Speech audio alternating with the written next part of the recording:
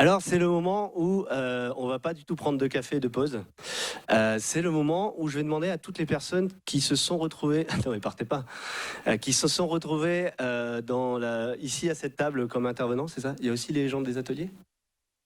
D'accord. Des gens qui ont aussi animé les ateliers. Est-ce que vous pouvez venir sur scène, s'il vous plaît? Vous savez, avec la chorégraphie qu'on a, vous envoyé en pièce jointe. C'est la Macarena ou la Lambada? Non, on n'avait pas les droits, t'as pas le droit de dire les vrais noms. C'est pas libre. Voilà, et du coup c'est un moment, parce qu'on sait qu'après la pause, il y en a qui en profitent pour s'échapper. Les plus malins, Aïssou, tu sais que c'est filmé. Les plus malins sont déjà partis pendant la conf. Voilà, donc c'est le moment un peu où on fait la clôture, comme ça si vous voulez partir après la pause, parce que vous êtes pressé, ou... hein, c'est la quoi? C'est la grève? Oh, ça va, c'est pour une bonne raison. Du coup, c'est le moment où on fait un mot de clôture. Alors, quand j'ai dit, c'est ce qu'on m'a dit dans mon oreillette chat. Donc voilà. Par contre, je propose à l'unanimité avec moi-même que ce soit pas moi qui fasse le mot de clôture. Ah, on balance. Du coup, c'est Marjorie qui va faire le mot de clôture. Merci. Oui, on fait un peu le mot de clôture avant parce que il paraît qu'il y a des soucis de train. Bon, on vous refait pas le match, hein, vous avez compris. Et c'est faudra pas oublier qu'il y a encore deux présentations après. Hein. Bon, je vous le dis maintenant parce que après j'oublie. Merci à vous d'être venus. Merci aux intervenants d'avoir proposé, même ceux qui n'ont pas été acceptés, mais merci de proposer, de parler des plugins que vous développez, vos retours d'expérience dans les territoires, dans les établissements. Merci donc de proposer ça, merci d'être venu, de prendre du temps pour présenter ça. Merci au comité d'organisation et aux bénévoles qui ont participé à cet événement. Un énorme, gros. Merci au Craig. Parce que ça fait 3 ans qu'ils nous supportent. Ça fait 3 ans qu'ils nous aident. Ils sont là pour les journées QGIS. Ça a été fait en ligne. Ils ont fait un gros travail en ligne et ils ont fait un énorme travail pour cette édition en présentiel. On est très très bien reçus. Donc du coup, merci à Marie Thué. Merci à Pauline aussi, qui a œuvré dans l'ombre. Je ne sais pas où elle est, je ne sais pas si on la voit. Elle est cachée. Elle est dans l'ombre, mais elle était là, Pauline. Donc merci beaucoup à elle. Merci à Frédéric d'avoir la volonté de continuer à travailler avec nous et à être bénévole, à ce que le Craig soit partenaire de l'événement, malgré le Covid. Merci à Laurent, à la régie, qui a non seulement fait la régie, alors vous l'avez vu bouger, travailler le contraste, bouger les fenêtres, mais il s'est aussi occupé de toute la partie audiovisuelle hier aux ateliers. Et donc moi j'ai eu des soucis. Donc merci Laurent, qui a été très très réactif et très très ouvert pour ça. Merci aux sponsors.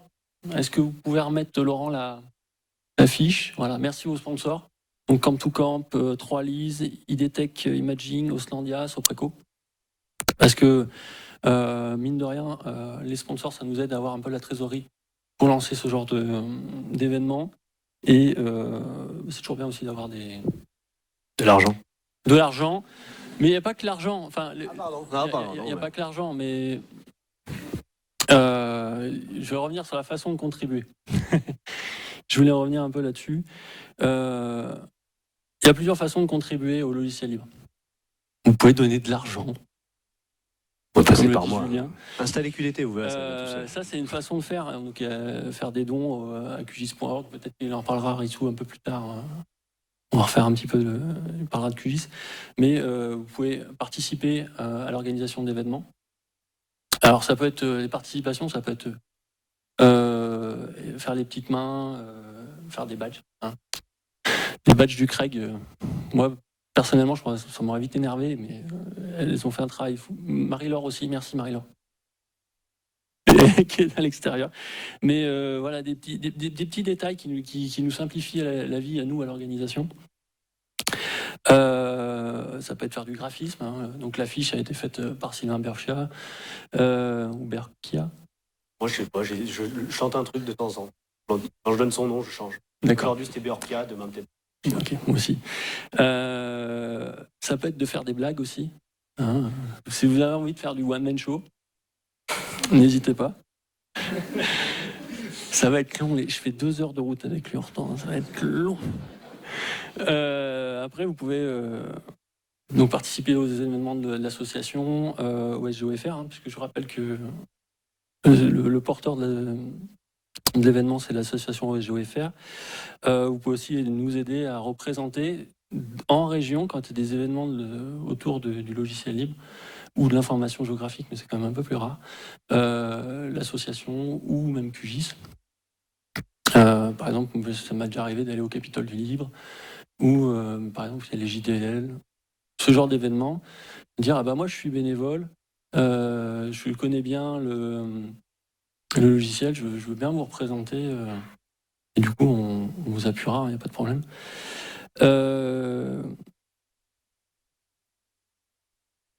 C'est tout, je crois. J'espère. C'est long, on est vendredi. Oui, voilà, ne t'inquiète pas, tu es bientôt en week-end, Nicolas. Non, il y a du coup, si vous voulez représenter, en fait, il faut quand même avoir, pour une question d'assurance, une cotisation à jour. Il faut avoir une adhésion.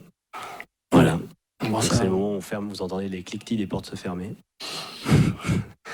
Oui, moi, ça, les cotisations, c'est quand même un peu anecdotique, hein, je crois. L'organisation vous pouvez être bénévole et venir filer un coup de main à un événement sans être adhérent, c'est pas... On vous en voudra pas. On peut pas? Merci. Donc c'est non. J'ai 2 heures pour te l'expliquer, t'inquiète. Ça va être très long. Peut-être un paragraphe sur la directive Inspire aussi, parce que je sens que tu es demandeur aussi. Et j'ai demandé à Arissou Santana de bien vouloir faire un petit point sur le projet QGIS en lui-même. Où est-ce qu'ils en sont, parce que je ne maîtrise pas autant que lui. Yes. Bonjour, je suis Arissou Santana, urbaniste géomaticien en CAE de Maine-et-Loire, contributeur QGIS, et je gère notamment la documentation de QGIS. Oui, ok.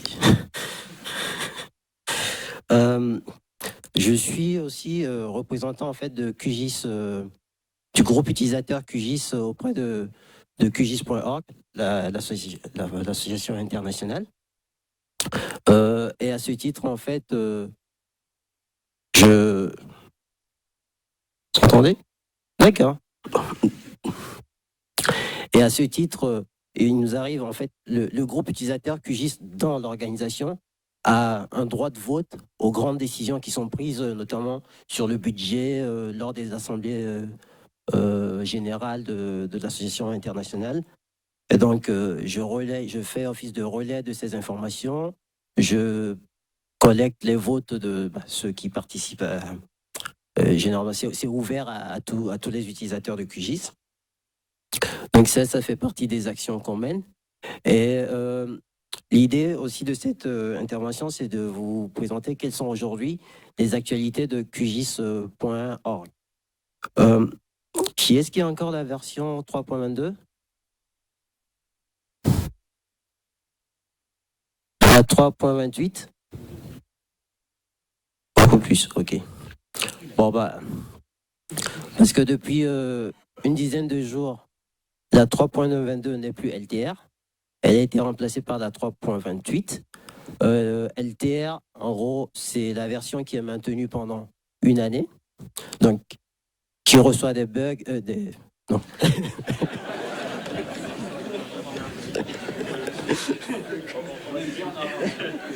Ça, c'est à cause de Julien. Qui reçoit des correctifs de bugs régulièrement. Et donc, qui est notamment conseillé d'installer, surtout dans des entreprises là où vous avez beaucoup d'utilisateurs. Donc, c'est beaucoup plus stable que les versions les releases, les versions régulières.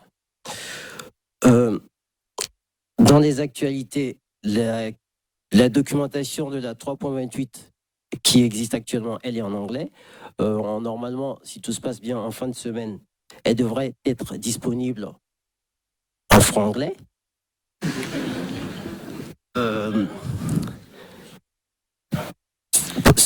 Ceci pour dire en fait que on aura besoin de personnes pour traduire la documentation qui va sortir en anglais, pour la traduire en français, pour que à terme elle soit totalement accessible en français pour les utilisateurs que nous sommes. Donc c'est un appel à traducteurs. Si vous voulez savoir comment on procède, on peut aussi faire une session après la clôture là-dessus. Julien? Ah, si t'es chaud, moi je suis bouillant. Ok, ça marche. Autrement, sur la DAC, on a des outils et puis on est joignable pour toute personne qui serait intéressée pour participer à la traduction. Une autre actualité que vous avez certainement pas manqué, c'est l'appel à financement de QGIS.org. On parle bien d'argent. Bah oui, parce que QGIS est open source, QGIS est gratuit, mais QGIS a un coût. Faut héberger les serveurs, faut corriger les bugs, faut développer de nouvelles fonctionnalités, même si une bonne partie passe par des prestataires de services. Donc, faut écrire la documentation, Et donc, QGIS a récemment décidé de prendre certaines orientations, de privilégier un peu plus la doc et justement le maintien de serveurs au détriment d'autres dépenses. Et donc, pour ne pas trop, comment dire, pour permettre de rester toujours dans le même fonctionnement, bah, à un moment donné, on a besoin de plus de financement. Et actuellement, ils ont un budget de, si je ne me trompe pas, de 200 à 240 000 euros par an, dont 160 000 sont essentiellement issus de subventions,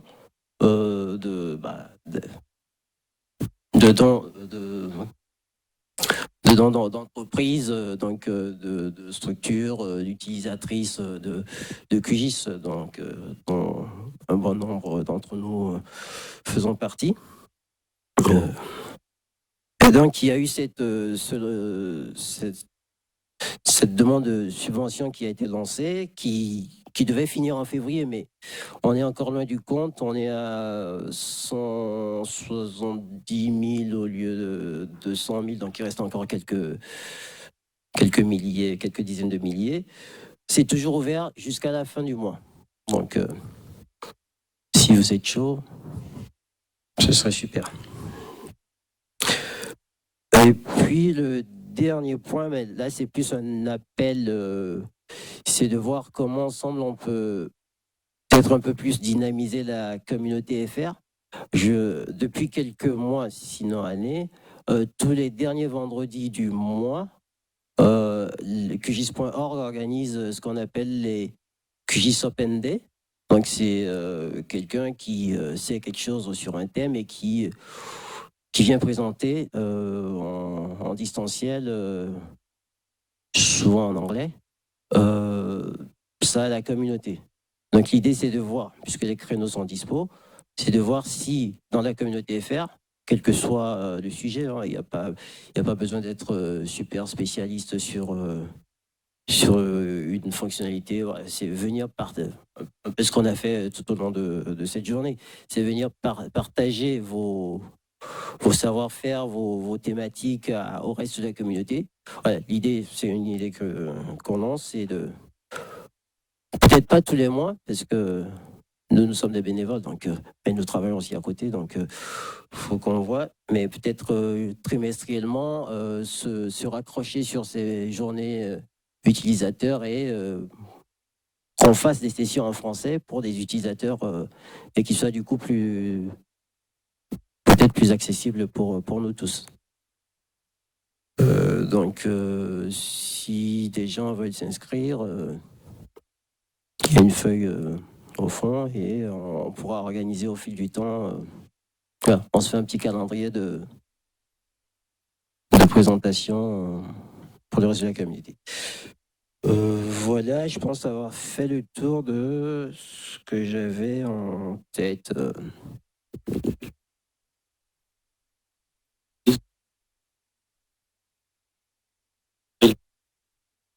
Ah oui! Oui, à l'image de ces journées, en avril à Essertorenbroich, Je garantis la prononciation. j'ai révisé. Aux Pays-Bas, en fait. C'est pas en Alsace? Pardon. Non, c'est pas.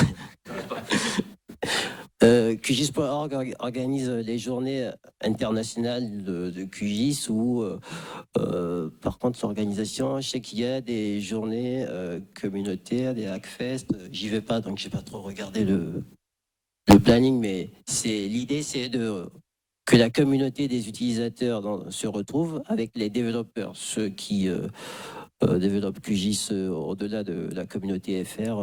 Vous aurez ceux des autres pays aussi, et qu'ensemble, voilà, on partage nos sujets, nos façons de faire, nos demandes, pour voir comment ensemble on peut faire avancer le projet. Et c'est t'as les dates ? 18 au 23. Du 18 au 23 avril. Donc, si vous voulez profiter pour aller un peu visiter aussi les Pays-Bas, l'occasion. Voilà, c'est fini maintenant. Merci Arissou.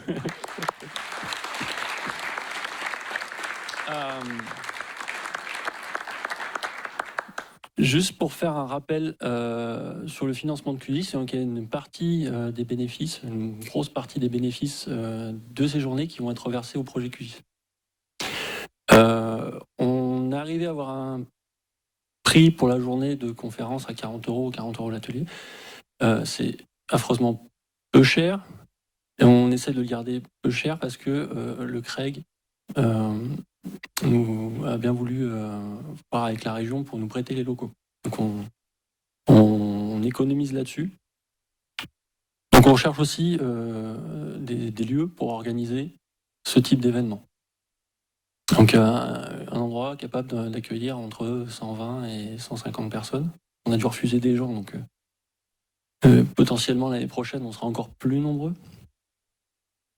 Donc ça peut être aussi un moyen, si vous êtes une collectivité ou une université, que vous n'avez pas forcément le moyen politique, on va dire, de verser de l'argent, mais peut-être dire, on va essayer d'accueillir, d'héberger un événement. QGIS fait partie d'une communauté plus grande encore. Je crois que c'est la communauté de l'OSGEO, donc l'Open Source Géospatial. C'est une fondation internationale. Bon, je vais pas trop faire l'article parce qu'en général, on se mélange tous un petit peu et il n'y a pas de problème. Mais cette organisation, elle organise des phosphoregés. Donc là, vous avez des gens qui vont développer du QGIS, du GeoServer et du GEDAL aussi. Ils sont plus rares, beaucoup plus rares. OpenStreetMap, c'est encore un petit peu différent. C'est une autre communauté, c'est proche. Je ne sais pas s'ils sont. Ça ne sera pas au Kosovo cette année. C'est des événements différents, le State of the Map et. Donc là, cette année, ils ne sont pas au Kosovo. L'année dernière. Parce que l'année dernière, il y a eu Florence où il y a eu le State of the Map. Quelques jours, le week-end avant, le Phosphorgé. Donc ce qui fait que les géogeeks, comme Étienne par exemple, oui, se sont tapés plus d'une semaine de conférences. Ouais, les spritz, apparemment c'était. J'ai compris de stress, je te croyais pas du tout.